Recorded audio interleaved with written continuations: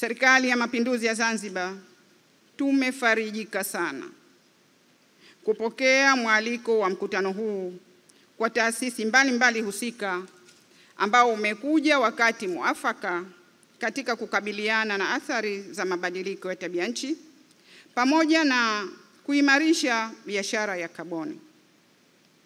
Zanzibar, kama zilivyo sehemu nyingi za Jamhuri ya Muungano wa Tanzania na nchi nyingine zinazoendelea, inakabiliwa na athari hizo ikiwemo mashamba ya kilimo kuingia maji ya chumvi, kuharibika kwa ubora wa maji ardhini unaotokana na visima vya maji kuingia maji ya chumvi, kupanda kwa kina cha maji ya bahari kunakopelekea kuongezeka kwa mmomonyoko wa fukwe, kupotea kwa makazi ya bioanuwai kwenye maeneo hayo na kadhalika. Hivi karibuni Zanzibar tumepitisha kanuni ya biashara ya kaboni. Hivyo mkutano huu ni muhimu sana kwetu kwa kutoa fursa ya kuweza kujifunza na kupata uzoefu, kwa vile tayari biashara hii imeshaanza kutekelezwa kwa upande wa huku Tanzania bara. Uwepo wa taasisi ya kusimamia na kuratibu kaboni kisheria utaleta manufaa yafuatayo. Kwanza, kutoa fursa kwa nchi kushiriki kwenye masoko ya kaboni ya kimataifa na kuchochea uwekezaji katika sekta zingine, lakini pia itasaidia kuongeza pato la taifa.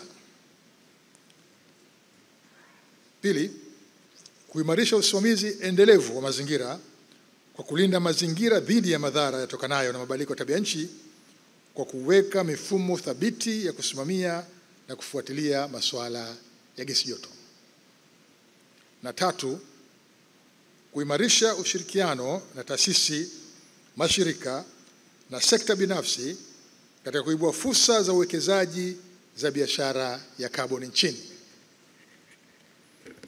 Kwa kutambua kituo hiki kisheria, sasa kitakuwa na uwezo wa kuingia mikataba mbalimbali yenye kuleta faida kwa nchi yetu bila kipingamizi cha kisheria. Ni lazima kuanzia sasa NSCMC ibadilike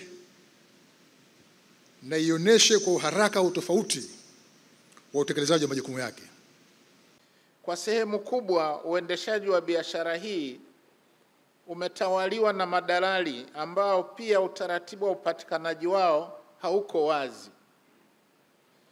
Na kutokana na hali hiyo imekuwa vigumu kufahamu kilicho ndani ya mikataba kati yao na wanunuzi, na kama kiasi kinacholipwa ndicho kilichotolewa na wanunuzi. Kwa hiyo ni muhimu kwetu kufahamu mambo ya msingi, yani key contractual terms, yanayotakiwa kuzingatiwa katika mikataba hiyo badala ya kuziachia halmashauri kufanya maamuzi hayo.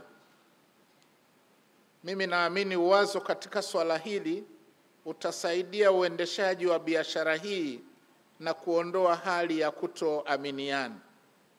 Na kwa uzoefu wangu, changamoto hii ya elimu juu ya biashara ya kaboni, uendeshaji wake na mikataba ni changamoto ambayo pia bado ipo katika nchi nyingine za Jumuiya ya Afrika Mashariki na hata SADC.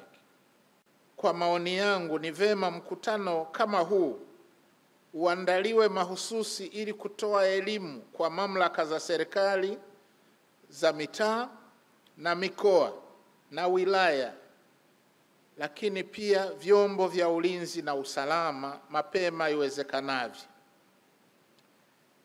Kituo cha Taifa cha Ufuatiliaji wa Kaboni chini ya Ofisi ya Makamu wa Rais na TAMISEMI viongeze kasi ya kufanya programu maalum ya kufikisha elimu hii katika ngazi ya wilaya na vijiji.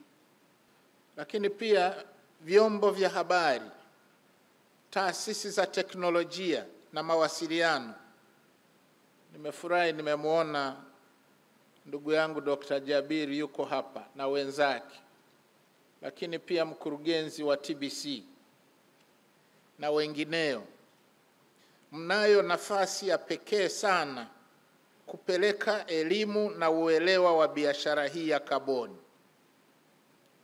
Lakini pia nawaomba tuwatumie marafiki zetu na wabia wetu kama UNEP, NDC Partnership na wengineo, ili watusaidie kuhakikisha kwamba tunakuza uelewa wa biashara hii katika taifa letu.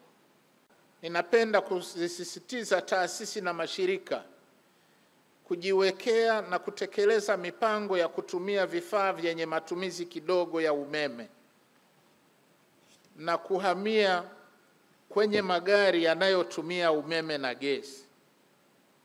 Na hapa nataka kupeleka ujumbe, kwa kuwa wakuu wa mikoa mpo na nyinyi ni wenye viti wa kamati za ulinzi na usalama katika mikoa, lakini vile vile kupitia kwako Mheshimiwa Waziri wa Nchi, pande zote mbili za muungano, ni muhimu pia vyombo vyetu vya ulinzi na usalama vianze hatua ya kuelekea kwenye magari yanayotumia umeme na gesi.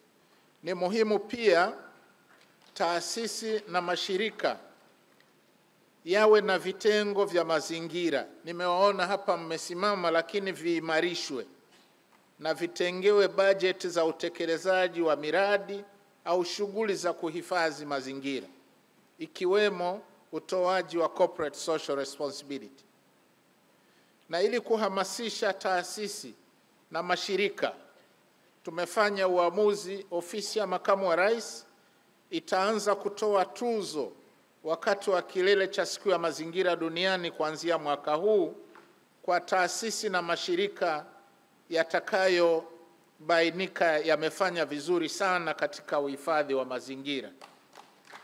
Wataalamu watakaotoa mada, ninaona ipo haja ya kuwaambia mkutano huu ili tuweze kujifunza na kufahamu kutoka nchi nyingine barani Afrika wanavyofanya biashara hii ya kaboni na kuona namna wenzetu wanavyokabiliana na changamoto zinazojitokeza. Bila shaka hii itasaidia kuwasili maarifa na hivyo kuboresha utendaji wetu katika biashara hii. Na Kituo cha Taifa cha Ufuatiliaji wa Kaboni kina nafasi nzuri ya kuwezesha jambo hili.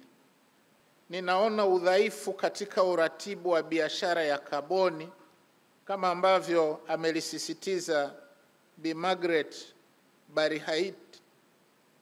Kwa kuwa biashara ya kaboni inahusisha wadau wengi, ni muhimu kuwepo kwa uratibu madhubuti.